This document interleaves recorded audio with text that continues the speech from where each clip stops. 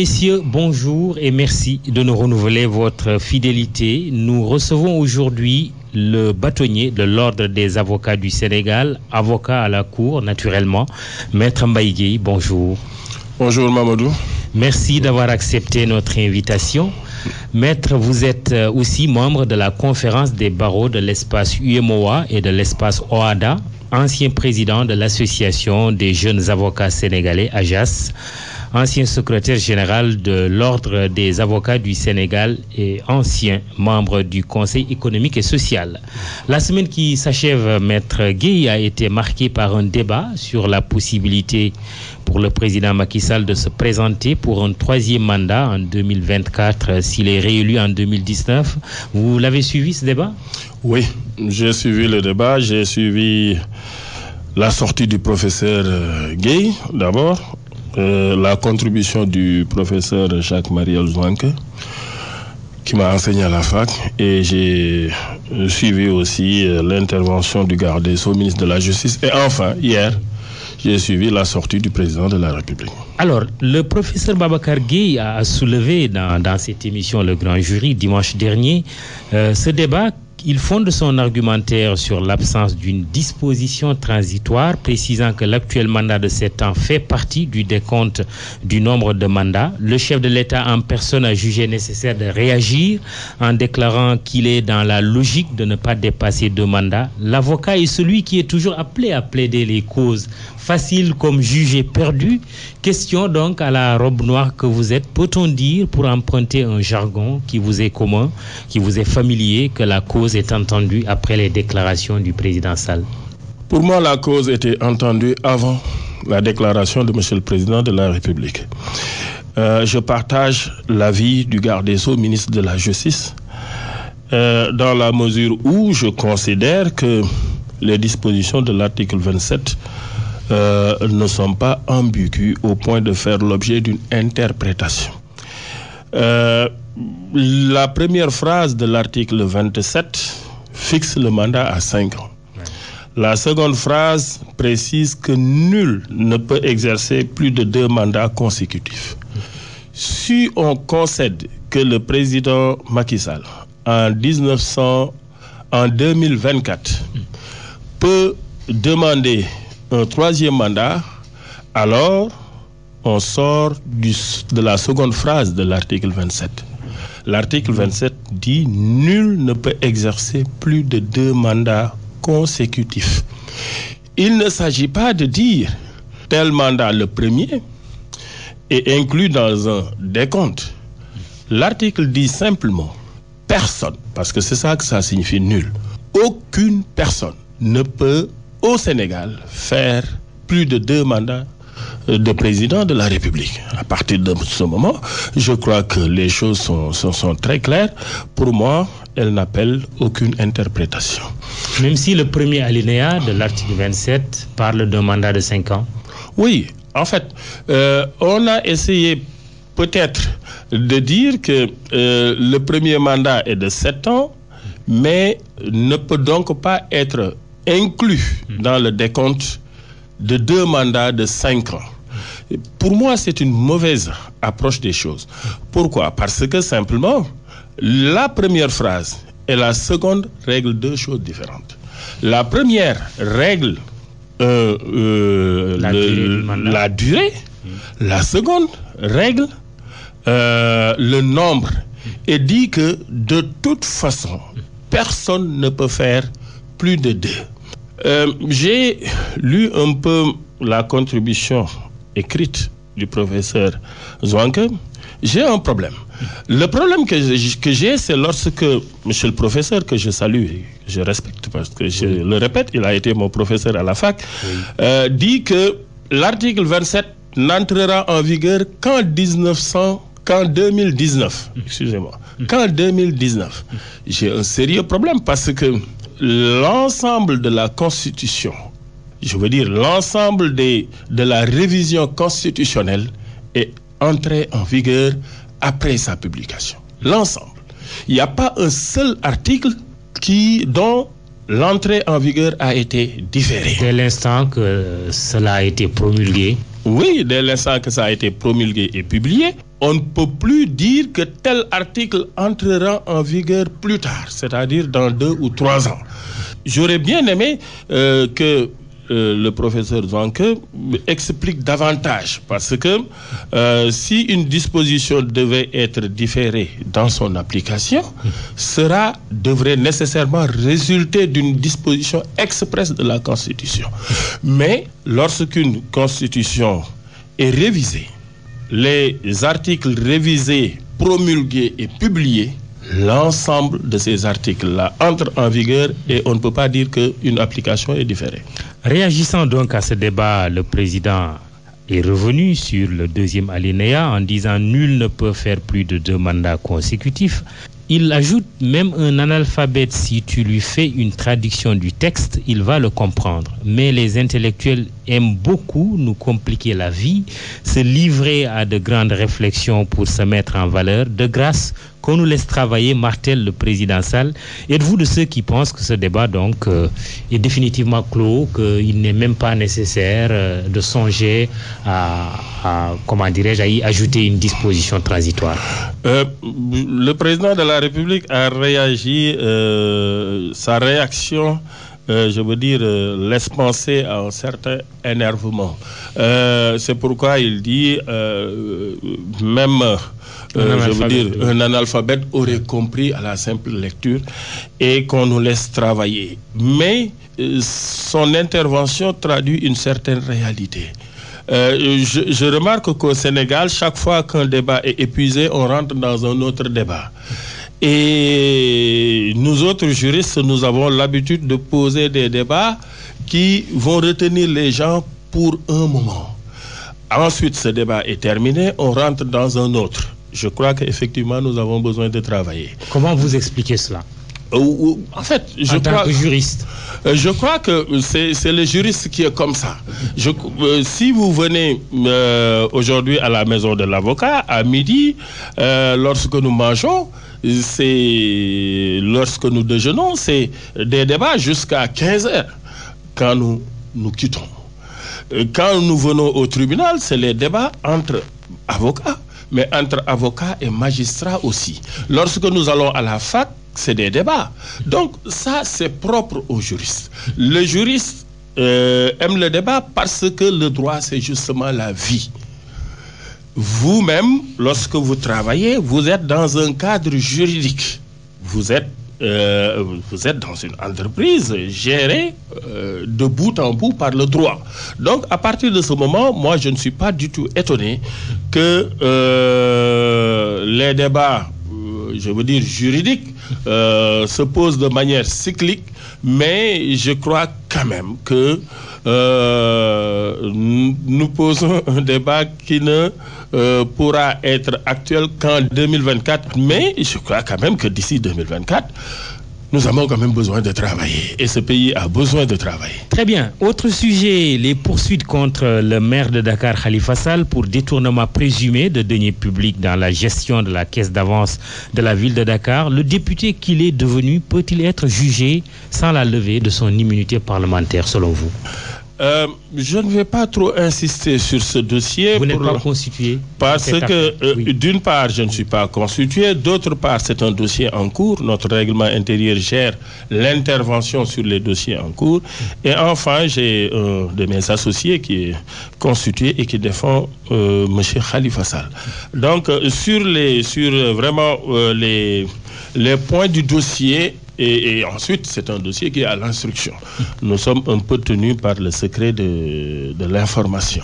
Donc, c'est ça qui fait que je ne pourrais pas trop m'avancer sur le fond du dossier. Par contre, je crois quand même que nous devons tous veiller à ce que les droits de M. Sall soient respectés. Et tous ces droits. Je veux dire que M. Khalifa Sall est un citoyen sénégalais. Qui a maille à partir avec la justice de son pays. La première chose, c'est de lui garantir une procédure et un procès juste et équitable, où tous ces droits seront effectivement garantis. Son immunité parlementaire? Oui, ça fait partie de ses droits. Est-ce qu'il faut nécessairement la lever pour pouvoir le juger? En tout cas, on a un cas qui s'est posé récemment. Le cas qui s'est posé récemment, c'est le cas de M. Barthélémy Diaz. M. Barthélémy Diaz a été emprisonné avant qu'il ne soit député à l'Assemblée nationale. C'est vrai qu'il a obtenu une liberté provisoire avant d'être député. Je veux dire qu'il a fait campagne. Et donc, il a été élu député. Mais j'ai remarqué que lorsque son information a été clôturée et que le dossier a été renvoyé devant le tribunal correctionnel après disqualification des faits qui étaient au début des faits criminels, mais disqualifiés en faits correctionnels et renvoyés devant le tribunal, j'ai vu que le procureur a demandé la levée de son immunité parlementaire avant qu'il ne soit jugé. Et pourtant, c'est des faits intervenus avant qu'il ne soit député. Nous devons méditer ces cas de jurisprudence, nous devons réfléchir sur ces cas-là et essayer d'appliquer le droit dans le sens de garantir les droits du détenu. Khalifa Sall devrait-il bénéficier de cette jurisprudence? Je ne peux pas être catégorique parce que le dire aujourd'hui, en ma position de bâtonnier, reviendrait à prendre part pour Khalifa Sall ou alors pour ce qu'ils poursuivent, parce que l'État a des avocats dans ce dossier aussi. Donc je me situe à équidistance des deux parties et j'appelle simplement au respect des droits du détenu Khalifa Sall. Les avocats, parlons-en, maître, vous êtes le bâtonnier de l'ordre des avocats. L'avocat, je le disais tout à l'heure, c'est celui vers lequel tout le monde se tourne quand il a un problème, maille à partir avec la justice. Des critiques qui reviennent souvent à l'encontre des avocats, critiques portées par vos clients vous-même. Si chaque métier devrait faire son autocritique, quelles seraient les écuries d'Augias à nettoyer dans votre métier? Il y en a plusieurs, mais pour dire vrai, c'est pas que parce que je suis bâtonnier. La réalité, c'est que c'est plus une incompréhension qu'une réalité par rapport aux critiques qui sont faites aux avocats dans la gestion des dossiers des clients. Oui. Surtout qui parfois disent qu'ils sont trompés, qu'ils sont escroqués. C'est ça. Oui. Sous l'angle surtout financier. Je suis bien placé parce que en tant que bâtonnier, je suis l'autorité qui est saisie de ces conflits-là entre avocats et clients. Vous êtes régulièrement saisi? Oui, je suis saisi. Oui. Je suis saisi régulièrement de questions d'ordre financier, mais également d'autres questions, comme je ne suis pas au courant de ce qui se passe dans mon dossier. On ne me rend pas compte régulièrement. Je ne peux pas rencontrer mon avocat. Quand je l'appelle, il ne décroche pas. Je veux dire, il y a plusieurs critiques qui sont portées aux avocats. Mais, je veux dire, aujourd'hui, en tout cas, sous l'aspect financier, je peux dire, et je l'ai dit à d'autres autorités, que si je parlais en termes de pourcentage, je dirais que 90% de notre corps est sain. Maintenant, il y a quand même, il faut pas le nier, comme toute autre profession, nous avons des brebis galeuses que nous essayons de gérer et que nous sanctionnons. Quels sont les cas qui vous ont été soumis et qui ont été sanctionnés? Oui, récemment, oui. Tout à fait récemment, ça ne fait pas un mois, nous avons sanctionné un confrère en le suspendant pour 1 an. Il ne pourra pas exercer pendant 1 an. Mais, je répète, le barreau est même allé jusqu'à radier des confrères. Jusqu'à radier des confrères et malheureusement, je veux dire, 1 ou 2 de ces cas de radiation ont été maintenus parce que l'avocat qui est sanctionné a le droit de faire appel.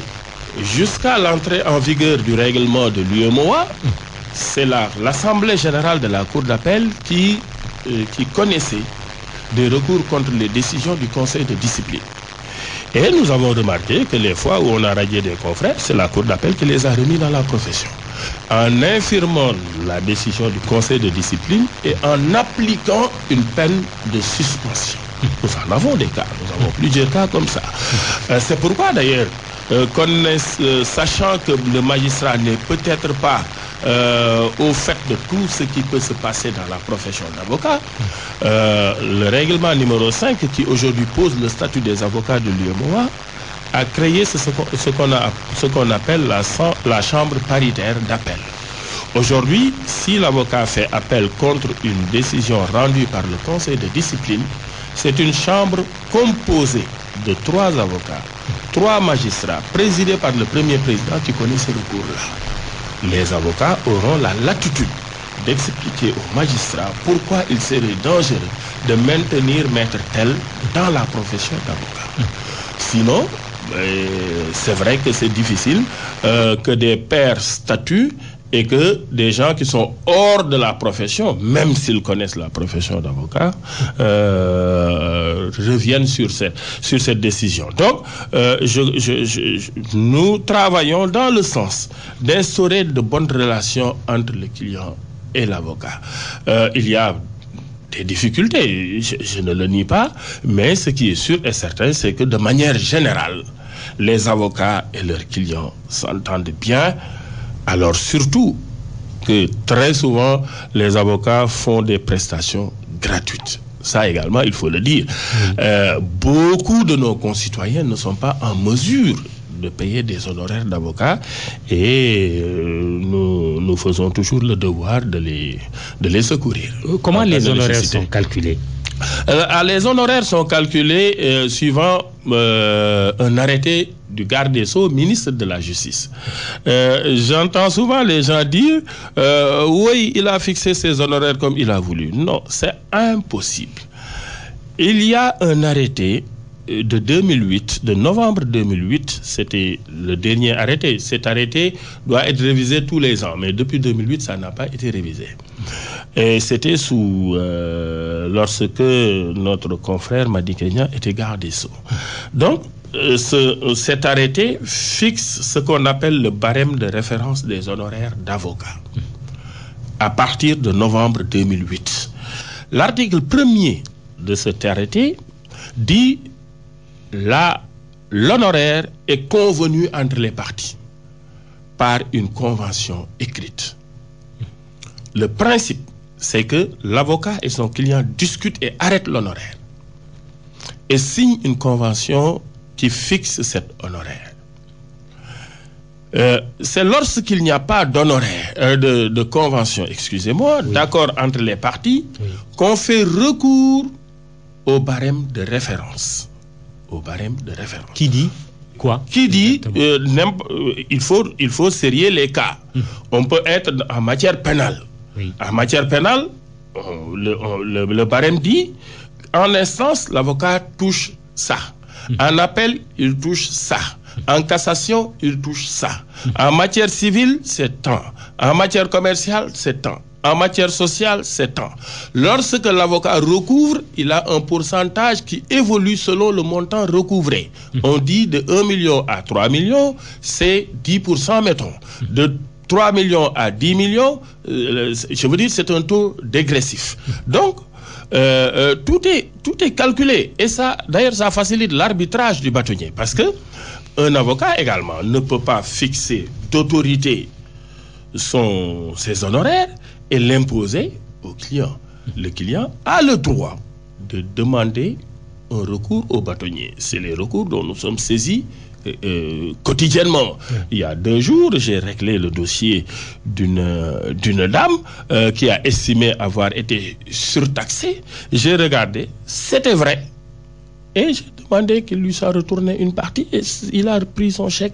C'est moi-même qui lui ai remis le chèque au niveau du bâtonnat et il est reparti. Donc il n'y a pas de difficulté à ce niveau. Maître Mbaye Gueye, bâtonnier de l'Ordre des avocats et l'invité du grand jury ce dimanche, restons sur les honoraires. Je vous ai posé cette question par pédagogie pour que vous nous expliquiez comment ça se passe, mais pour en venir à ce débat sur les honoraires réclamés par les avocats de l'État dans le cadre de la traque de ce qui est convenu d'appeler des biens mal acquis, est-ce que vous connaissez de ce dossier? Oui, je connais de ce dossier parce que lorsque ça prend certaines proportions, le bâtonnier a l'obligation de regarder de plus près, dans le sens de ne pas laisser les choses déraper. C'est ma responsabilité. Dans ce dossier, ce que nous pouvons dire tout de suite est que l'État ne conteste pas. Une convention a été signée entre l'État et ses avocats. C'est clair, net, précis. Il n'y a pas de débat autour de ça. Vous confirmez les 2% réclamés par l'État, par les avocats de l'État? Parfaitement. Très bien. La convention a été signée, le pourcentage a été fixé et les avocats ont le droit d'appliquer la convention. Maintenant, qu'est-ce qu'on dit? On dit oui, le montant qu'ils réclament est excessif. Je trouve quand même que c'est un peu osé parce que le contrat fait la loi des parties. Celui qui a signé le contrat doit l'appliquer. Première chose. Deuxième chose, qu'est-ce qui est excessif? Le fruit du travail d'une personne, je trouve quand même que c'est trop gros de dire à une personne travaille et à la fin on lui dit ce que vous me réclamez et qui résulte de ce que nous avons convenu est excessif. C'est la position de l'État aujourd'hui de dire à ses avocats que c'est excessif? Non, je veux dire, ce que je suis... Moi, je n'ai pas discuté avec un agent de l'État, mais ce que je suis dans la presse, c'est exactement ça. Et d'ailleurs, le problème ne peut résulter que de ça. Parce que les avocats ne demandent pas plus. Ils ne demandent pas plus, ils ne demandent que ce qui est signé. S'il y a problème, c'est parce que l'autre partie alors estime qu'il ne peut pas payer ce qu'il a signé. Ça ne peut être que ça. Parce que s'il s'était retrouvé sur ce que les avocats réclament et qui résulte de la convention, il n'y aurait pas de difficulté. Il faut qu'on revienne sur ce dossier, sur les dossiers de la traque des biens mal acquis. Ce n'est pas un dossier. On fait comme si c'est le dossier de M. Karim Wade qui a été taxé. Ce n'est pas le cas. Il y a eu plusieurs dossiers devant la Cour de répression de l'enrichissement illicite. Plusieurs. Je ne vais pas citer de noms, nous les connaissons. Oui. Mais il y a également... Oui, puisqu'on cite Karim Wade, on peut citer les autres aussi. On peut citer l'ancien directeur du cadastre. Oui. On peut citer Taïbou Ndiaye. On peut citer M. Mbaye Ndiaye qui a finalement été relaxé. Oui. Donc, il y a plusieurs dossiers qui ont été connus et jugés par la Cour de répression de l'enrichissement illicite. Et cette convention couvre tous ces dossiers? Oui, pas seulement les dossiers de la Cour de répression de l'enrichissement illicite. Oui. Les dossiers également devant le tribunal de droit commun. Quand j'ai lu dans la presse que les avocats ont facturé pour l'affaire Aïda Ndiong, alors que Aïda Ndiong n'est pas encore jugé par la Cour de répression de l'enrichissement illicite, j'ai quand même souri. Aïda Ndiong a été jugé par le tribunal de droit commun, par le tribunal, par la Cour d'appel et par la Cour suprême. Donc, le dossier Aïda Ndiong également a été géré par les mêmes avocats. On peut vérifier. Les mêmes avocats ont géré ce dossier. Celui d'Abdoulaye Baldé aussi, dont on parle? Oui, finalement, ils sont dedans. Finalement, c'est une convention quand même qui prévoit beaucoup d'argent pour les avocats de l'État, là. Non, en vérité... C'est plusieurs milliards, non? Non, en fait, c'est pas possible de le présenter comme ça parce que ils ne pourront se référer qu'au montant recouvré. Si dans un dossier il n'y a aucun recouvrement, c'est pas possible. L'État a dit que 50 à 60 milliards ont été recouvrés dans le cadre du dossier de Karim Wade. Oui, donc ce sera 2% de 60 milliards. Oui. Bon, faites le calcul, amis auditeurs. Oui, je veux dire, aujourd'hui, c'est ce qui a été convenu.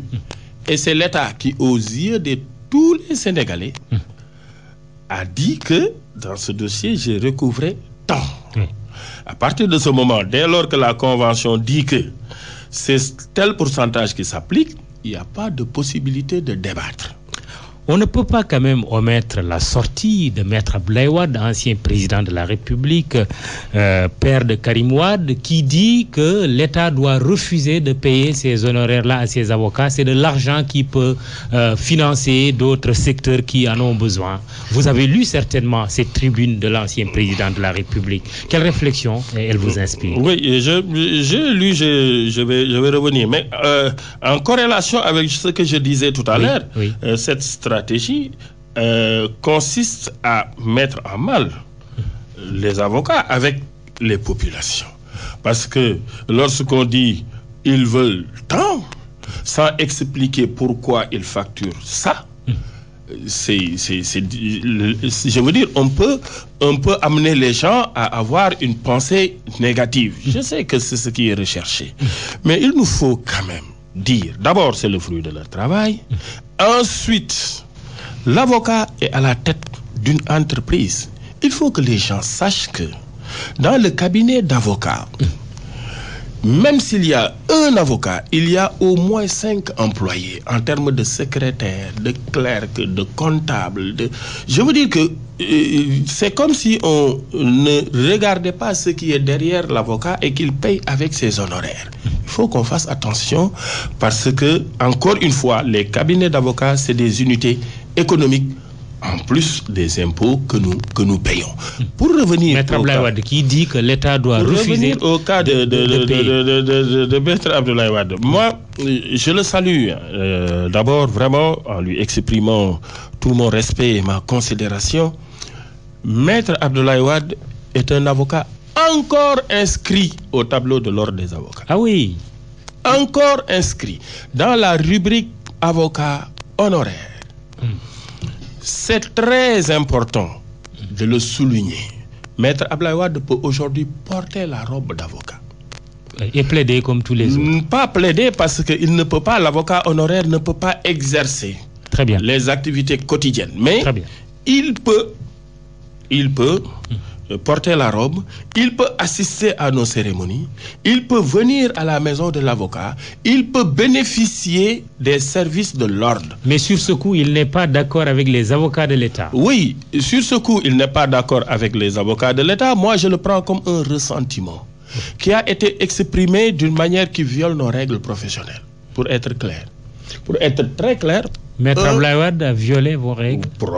Tout à fait. Je suis au regret de le dire parce que l'avocat honoraire est soumis à la juridiction du conseil de discipline et des règles professionnelles du barreau. Il est susceptible aujourd'hui d'être traduit devant ce conseil de discipline. Je vais revenir sur ça. Ce que je veux dire aujourd'hui, c'est que un avocat ne peut pas publiquement traiter d'escroc son confrère avocat qui ne fait que réclamer des honoraires. C'est pas possible. Malgré tout le respect, toute la considération que nous devons pour notre confrère Abdoulaye Wade, il ne peut pas s'exprimer envers ses confrères de cette manière-là et je suis vraiment pas d'accord avec sa sortie. Est-ce qu'il est susceptible d'être traduit devant le conseil de discipline? C'est le conseil de discipline qui lui a conféré le statut, le conseil de l'ordre, qui lui a conféré le statut d'avocat honoraire. Aujourd'hui, je dois dire qu'après sa sortie, les avocats de l'État m'ont saisi. Oui. Pour dire quoi? Mais c'est simplement pour se plaindre et demander que la loi s'applique, notre loi, notre règlement intérieur, et le dossier sera soumis à la rentrée au mois de novembre au Conseil de l'ordre. Donc vous allez statuer sur le cas Maître Abdoulaye Wade? Nous allons effectivement, parce que nous sommes saisis. C'est-à-dire aujourd'hui, lorsque j'ai lu l'intervention dans la presse, j'ai gardé ma sérénité, mon calme. Mais le bâtonnier est saisi suivant une certaine forme. Les avocats de l'État se sont réunis et ont estimé devoir saisir leur bâtonnier. Et ils ont saisi leur bâtonnier par écrit. La lettre est sur mon bureau et à partir de ce moment, le bâtonnier a l'obligation de transférer le dossier au Conseil de l'ordre. Très bien. C'est ce que je ferai Inch'Allah, à la rentrée. À la rentrée prévue au mois de novembre. Au mois de novembre, dans un mois ou un peu moins d'un mois. Alors, mais maître, que comptez-vous faire aussi à l'endroit de l'État par rapport à ce dossier? Oui, je veux dire, aujourd'hui, j'ai entendu le garde des Sceaux dire que nous allons nous asseoir et discuter. S'ils discutent et trouvent un consensus, il n'y a aucun problème, il n'y a aucune difficulté. Mais s'ils ne discutent pas, s'ils ne trouvent pas de consensus, là, le recours, c'est l'arbitrage du bâtonnier. Et le bâtonnier va arbitrer. Mais je dois dire et répéter quand même que j'ai toujours un pincement au cœur lorsqu'il s'agit d'honoraires d'avocats sénégalais. Mais l'État du Sénégal paye des honoraires beaucoup plus importants aux confrères français, y compris l'État du Sénégal sous l'Ancien Régime. Je ne souhaite pas qu'on nous pousse jusqu'à un certain niveau. Franchement, je ne souhaite pas être poussé jusqu'à un certain niveau. Oui. Je répète, l'État du Sénégal, sur plusieurs dossiers, a eu à requérir des avocats français. Oui. Y compris sur la traque des biens. Est-ce que ces avocats français ont été payés? Ils ont été payés rubis sur l'ongle. Je veux dire... ce que vous dites là est quand même très étonnant. Non, il n'y a rien d'étonnant. Je veux dire, aujourd'hui, ce que je peux dire, c'est que nous avons un problème d'approche, de conception des relations. Si aujourd'hui... un avocat sénégalais se constitue pour l'État du Sénégal, se bat et obtient des résultats satisfaisants, parce que pour ce dossier, justement, l'État a félicité ses avocats et j'en sais quelque chose. On se retourne pour dire, messieurs les avocats sénégalais, ce que vous réclamez, c'est trop, c'est beaucoup. À côté, on a constitué des avocats. Je considère que c'est des dossiers à incidence financière importante pour l'État du Sénégal. On constitue des avocats français. Les procès se tiennent au Sénégal ou en France.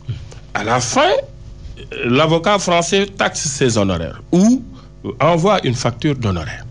L'État du Sénégal paye sans problème. Y compris, je répète, y compris l'État du Sénégal sous l'Ancien Régime. Je trouve que c'est scandaleux de dire que les avocats sénégalais, c'est des escrocs, alors qu'on a payé 2 ou 3 fois plus à des avocats français. Et là, vous parlez de Maître Abdoulaye Wade, ancien président de la République. Je suis au regret de le dire, parce que aujourd'hui, j'ai une position qui doit m'amener à protéger des confrères qui ne font que demander leur dû, leur droit. J'ai l'obligation, j'ai été élu pour ça. Oui. Donc je ne peux pas regarder qu'on jette l'opprobre sur ses confrères alors qu'ils n'ont fait que demander ce qui leur est dû. Oui. Mais cela n'exclut pas du tout le respect et la considération que nous devons et que nous donnons à notre confrère Abdoulaye Wade. Justement, est-ce que vous avez tenu compte de son statut d'ancien chef d'État, d'ancien président de la République? Je veux dire aujourd'hui, Maître Abdoulaye Wade, étant président de la République, a beaucoup fait pour le barreau du Sénégal. Si j'ai mal, c'est également pour ça. J'étais là. J'étais président de l'association des jeunes avocats. J'étais ensuite secrétaire général de l'ordre des avocats. J'ai vu les actes positifs qu'il a posés au profit du barreau du Sénégal comme de la justice de notre pays de manière générale. Mais ma posture de bâtonnier m'amène à mettre de côté mes sentiments personnels. Je ne suis pas là pour ça. Je suis là parce que j'ai été élu par mes pairs pour défendre la profession et je le ferai. Le bâtonnier de l'Ordre des avocats du Sénégal, Maître Mbaye Gueye, est l'invité du grand jury de la RFM. Prenons un peu les questions de nos auditeurs, de nos internautes. Adama Daoudaba, qui intervient régulièrement dans cette émission, il n'est pas le seul, heureusement d'ailleurs. L'indépendance de la justice rime-t-elle avec un conseil supérieur de la magistrature présidé par le chef de l'État et un procureur de la République qui n'arrive toujours pas à couper le cordon ombilical qui le lie à l'exécutif? Ma Alpha, quelle solution préconisez-vous pour que la justice sénégalaise soit indépendante, une question qui revient, l'indépendance de la justice. Babacar Diène, sous nos cieux, une justice peut-elle être indépendante? Un taux de corruption, d'après une enquête, je le cite, je ne peux pas le confirmer, mais il semble être sûr de ce qu'il avance. Le taux de corruption, dit-il, est le plus élevé dans ce milieu, c'est-à-dire le milieu de la justice, et de loin par rapport aux autres secteurs. Peut-on dans ce cas parler d'indépendance de la justice? Réponse. Oui. En fait, moi, j'ai une approche toujours différente quand on parle d'indépendance de la justice. Je considère que parler de l'indépendance de la justice, c'est poser une question essentiellement théorique. Est-ce que la justice sénégalaise est indépendante? Chacun peut avoir son opinion sur ça. Je considère que le système tel que conçu au Sénégal permet de garantir l'indépendance du magistrat. Même si le Conseil supérieur de la magistrature est toujours présidé par le chef de l'État, même si, comme l'a relevé un auditeur, le procureur de la République n'arrive pas à couper le cordon ombilical avec l'exécutif. La présidence du Conseil supérieur de la magistrature par le président de la République, moi, quand on l'évoque pour parler d'absence d'indépendance de la justice, ça me pose un problème. Il faut qu'on connaisse la composition du Conseil supérieur de la magistrature. Le Conseil supérieur de la magistrature est composé de la Cour suprême, le premier président, le procureur général, tous les premiers présidents de cour d'appel et les procureurs généraux de cour d'appel. Oui. On en a 5. Multiplié par 2, ça fait 10. Plus les 2 de la Cour suprême, ça fait 12. Plus les 4 élus par leur père, ça fait 16. 16 magistrats qui sont censés défendre leur corps se retrouvent devant le président de la République et acceptent que leur indépendance soit brimée. Les avocats auraient pu y être, non? Oui, je veux dire, aujourd'hui... Parce que vous faites partie de ceux qui servent la justice aussi. Oui, je reviens. Oui. On peut évoluer dans la composition du Conseil supérieur de la magistrature. Nous l'avons demandé, je crois, c'était sous le bâtonnat de Maître Mame Adama Gueye, si mes souvenirs sont exacts. Dans certains pays, comme le Rwanda, le barreau siège au Conseil supérieur de la magistrature. Une bonne expérience? Une excellente expérience. Au Maroc, le Conseil supérieur de la magistrature est composé de plusieurs personnes, dont des avocats, des députés à l'Assemblée nationale. Et donc, la justice est rendue au nom du peuple sénégalais. C'est normal que là où on décide de la carrière des magistrats qui jugent au nom du peuple sénégalais, les représentants de ce peuple soient présents. Il n'y a pas de difficulté. On peut parfaitement ouvrir par une réforme le Conseil supérieur de la magistrature à d'autres. Mais en l'état, tel que c'est composé, moi j'ai toujours un problème. Lorsqu'on me dit, devant le président et le garde des Sceaux, ministre de la Justice, qui sont 2, 16 magistrats acceptent que on brime l'indépendance de leur profession. Vous n'y croyez pas? J'ai un sérieux problème sur ça.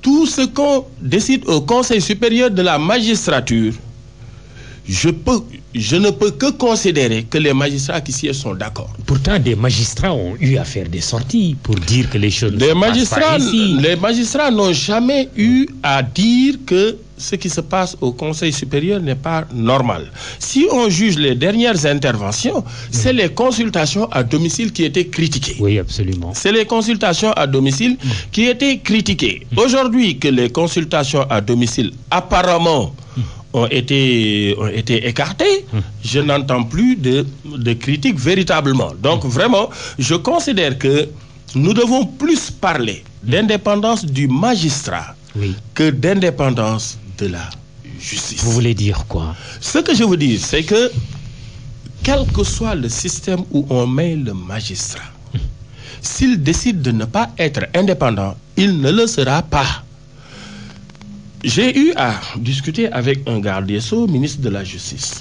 À l'époque, il me disait, mais maître, moi j'ai un problème parce que à la maison, au bureau, les gens viennent, réclament des postes, demandent des choses. Je veux dire, il faut que on soit également... Des magistrats qui le faisaient. Oui, je veux dire que quelque part, si on prête serment pour servir partout au Sénégal et qu'on ne souhaite pas aller à Matam, on se débrouille pour ne pas y aller. Oui. C'est aussi simple que ça.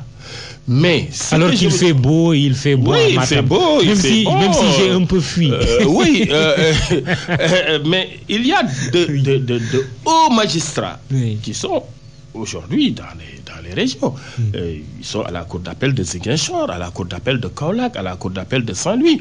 Ce que je veux dire simplement, c'est qu'il ne faudrait pas qu'on nous dise que nous monnayons notre indépendance contre le fait de rester à Dakar et de servir à Dakar. Je ne peux pas comprendre ça. Oui. Or, tout ce que le chef de l'État peut faire contre un magistrat, alors que c'est même plus difficile depuis la dernière réforme, c'est l'affecter. C'est l'affecter. C'est la seule chose qu'il peut faire. Il ne peut pas faire autre chose. Donc, si on ne veut pas être affecté à Thiès ou à Saint-Louis, mais qu'on se débrouille pour rester à Dakar. Le procureur de la République, c'est un débat qui revient toujours. On dit oui, il faut couper le cordon ombilical entre le parquet et l'exécutif. Je ne suis pas de cet avis, parce que le procureur de la République est l'avocat de la société. Le procureur de la République, tel que, je veux dire, c'est conçu dans notre système, n'a pas à jouir d'une indépendance. L'indépendance, c'est le magistrat du siège. C'est celui qui rend la décision. Le procureur exprime des demandes, formule des demandes. Et d'ailleurs, je trouve qu'il a trop de pouvoir. Ah oui? Oui. Le procureur au Sénégal, je trouve qu'il a trop de pouvoir. Aujourd'hui, l'encombrement de la prison, c'est à cause des mandats de dépôt excessifs. Ce n'est pas autre chose. Systématiquement, tous ceux qui sont déférés par les commissariats et les brigades sont placés sous mandat de dépôt. Pour vous, il faut commencer par là. Il faut commencer par là. En faisant quoi? En créant un juge des libertés. Aujourd'hui, le texte dit personne, et c'est normal, personne ne peut être placé sous mandat de dépôt s'il n'est pas entendu ou si son avocat n'est pas entendu.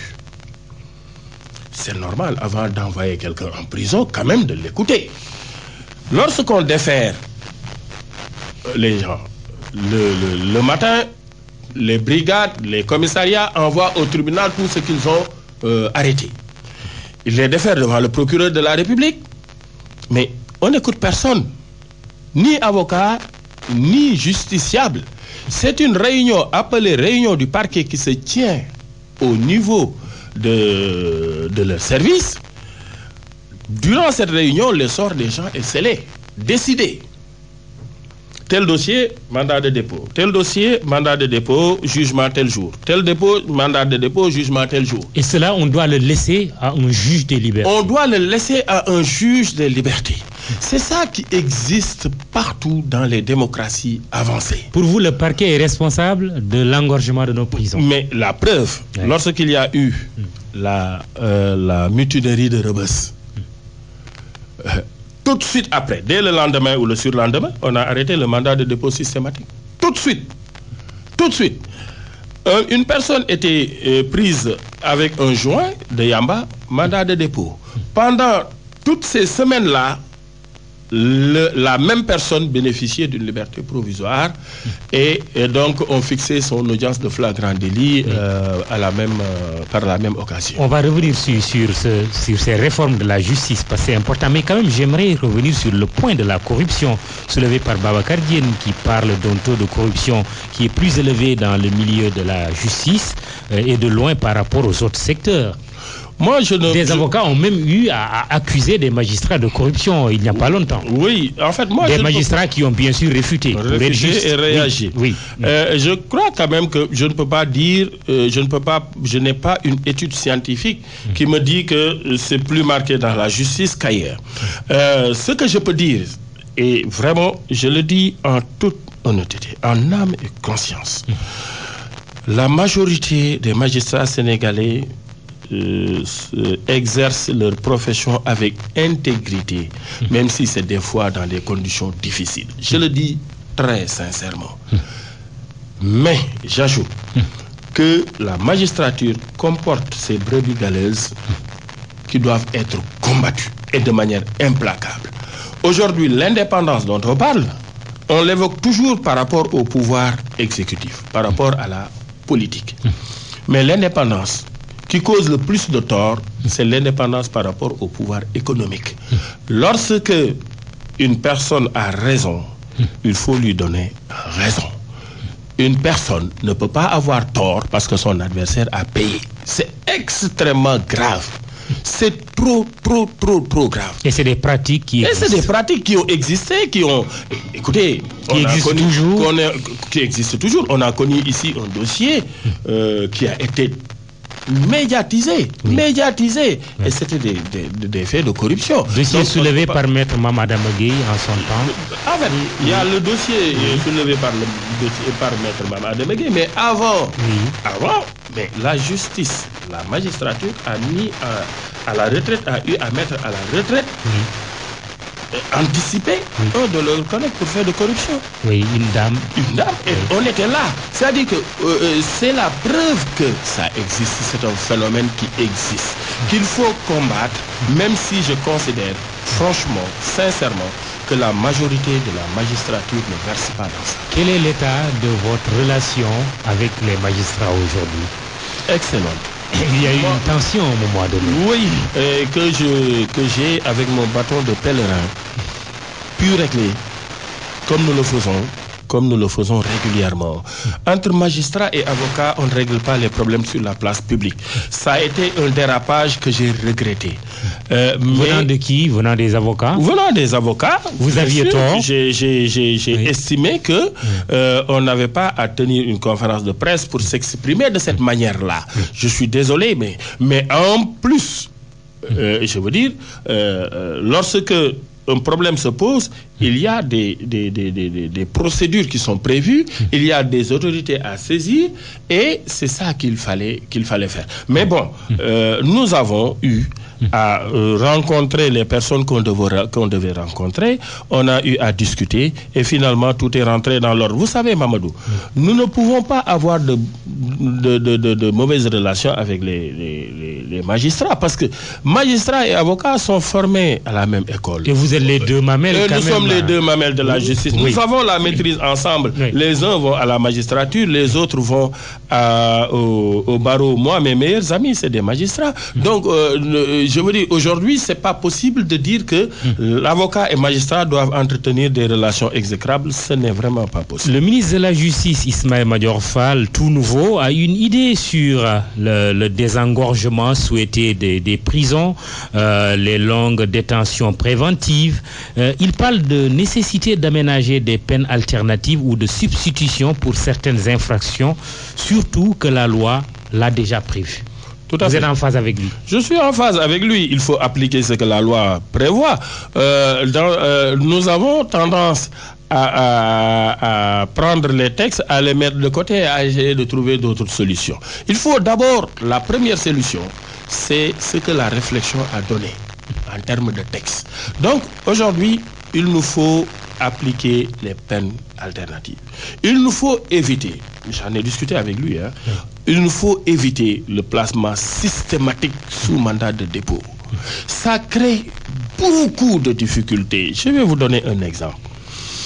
J'ai été informé par un confrère d'une fille à qui son ami a remis son véhicule dans un supermarché, et la fille qui n'avait pas de permis, en reculant, a heurté le mur du supermarché.